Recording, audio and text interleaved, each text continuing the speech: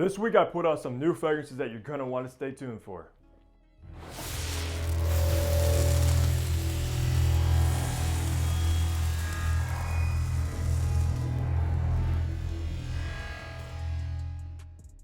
Hey, what's good guys? Hunter here and welcome back to the channel where I upload weekly fragrance content, so you already know what to do.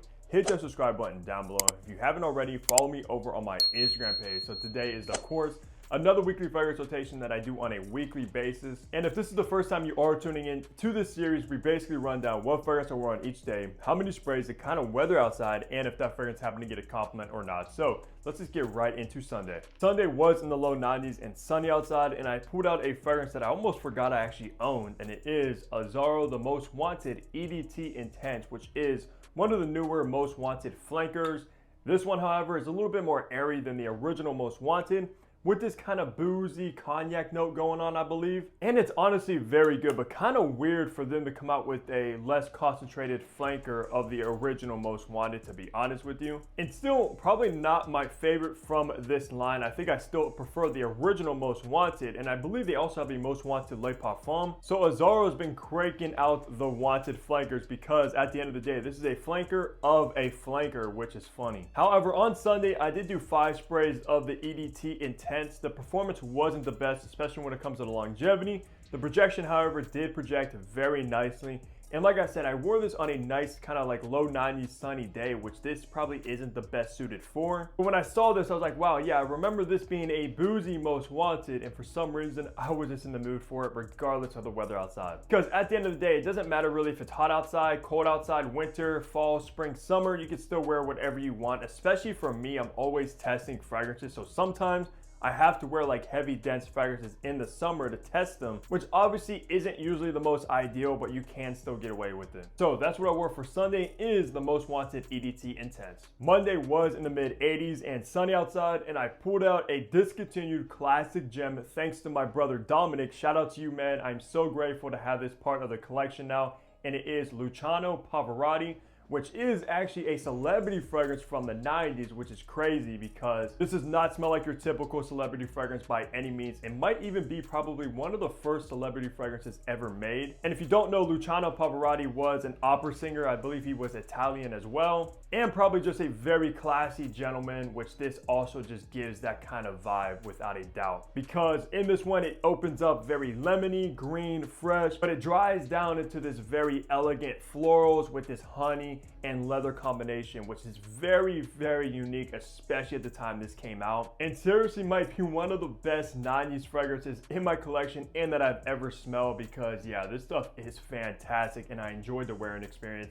And I can see why my buddy Dominic chose this one as his signature scent, because it just really gives off this gentleman vibe. And it's crazy because this is discontinued and I think pretty expensive if you try to find a bottle for yourself. But for any of my classic lovers out there, this is definitely one you want on your radar and might be worthy of seeking out a bottle. Now, on that day as well, this is a splash bottle, which I'm not usually that used to, so I had to change up my routine a little bit, and I did about, I would say maybe 8 drops of Luciano Pavarotti, and the performance was incredible, guys. And like I said, the dry down of this one, it also has this oak moss, which is probably authentic, like natural oak moss that can't be used nowadays, because it also gave off this very nice earthy oak moss vibe that I absolutely adored. So that's what I wore for Monday, is this discontinued gem. And once again, shout out to Dominic for this one. I will definitely take care of it. Tuesday was in the low 80s and very rainy and kind of thunderstorming outside, so I put out the best fitting fragrance for that, and this is a very underrated Louis Vuitton, and it is Orage, which is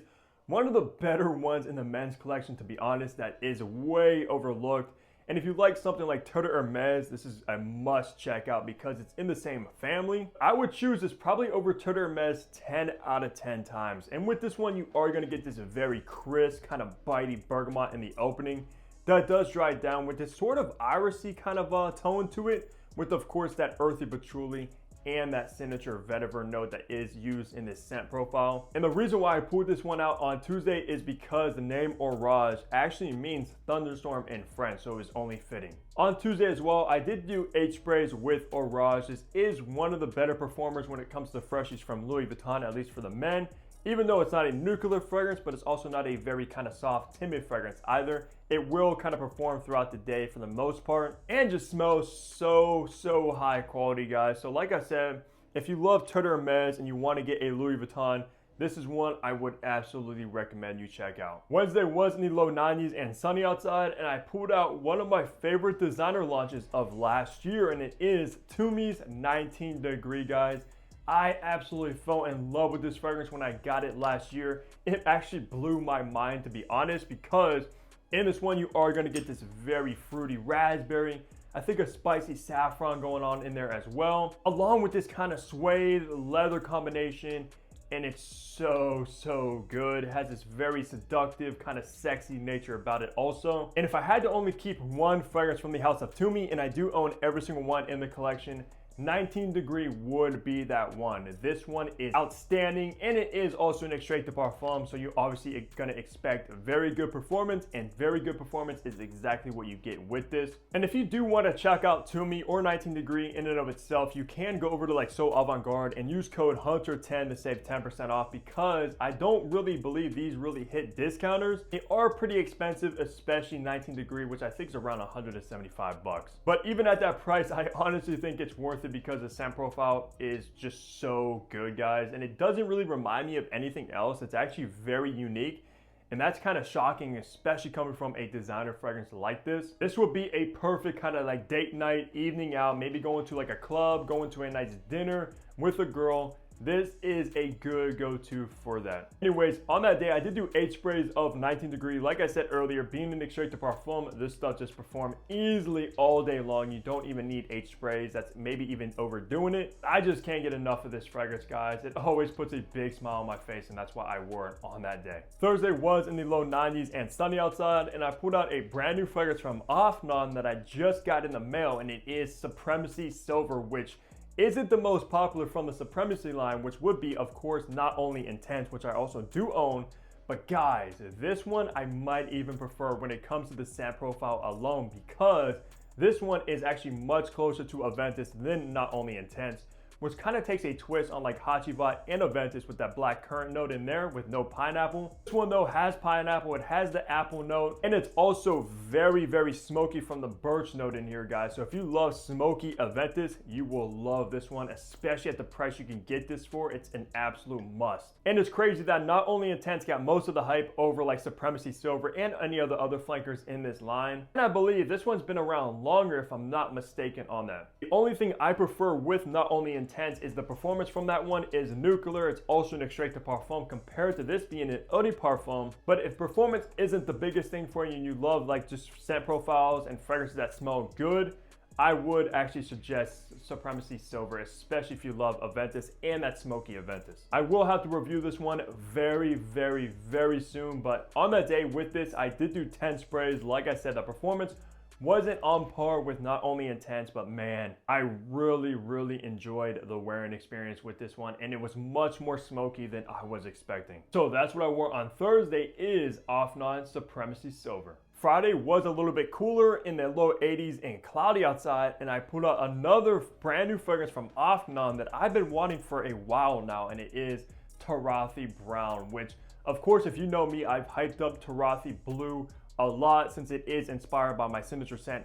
Well, was my signature scent Tiger, which is one of my favorite fresh profiles of all time. Tarathi Brown is actually inspired by and very close to Yves Saint Laurent's Tuxedo, which is a very good patchouli bomb, like patchouli spicy fragrance. And this just nails it right on the head, man. I don't know what they got going on over at Afnan, and I almost broke my bottle there, but yeah, they just nail every single fragrance that they make. I'm a big fan of this house. And to be honest, I wouldn't consider them being a clone house because their fragrances are pretty different to the original. Sometimes they like to mix it up a little bit. I guess just take inspiration from each one is how I would describe this brand. But if you love Tuxedo and don't want to spend Tuxedo money, absolutely check out Tarathi Brown, because these things are so affordable, especially on discount sites, etc. And I always try to tag each fragrance I talk about in this weekly fragrance notation on the video at the best prices, so you can always check that out. And if you've never tried Tuxedo before and you want just a very kind of versatile, masculine,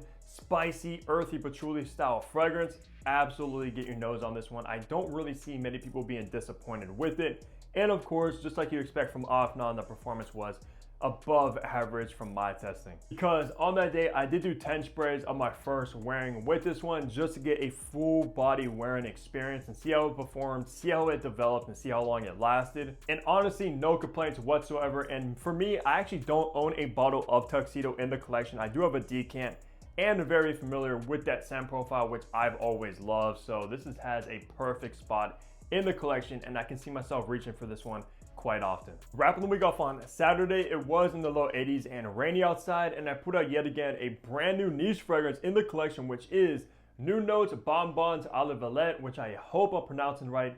But this is the newest fragrance from a New Notes, and I'm actually a big fan of this house. I do own 4 now, and they're all very, very good. Bonbons à la Valette is sort of similar to Baccarat Rouge, but not too much. It's just in the same family, being very airy, transparent, and sugary, but it goes in sort of a different direction. And to be honest with you, this is kind of a more masculine version of Baccarat Rouge 540, which is kind of crazy to say because the bottle looks very, very feminine. But for some reason, this has a note of violet, which is very powdery. Almost kind of resembles a note of iris from my testing, with this kind of sugary combination with the two, but it dries down to this very woody, ambery, mossy base, which you don't really get from Baccarat Rouge. The only thing missing from this one that's a signature in BR 540 is that spicy saffron note. There's really no spices going on in here. That's a very airy, powdery, woody style fragrance with that earthy moss in here, which makes it a little bit more masculine than Baccarat Rouge 540, but not so masculine. Like, this isn't a masculine fragrance. It's slightly more so than a BR 540. So for any of the guys out here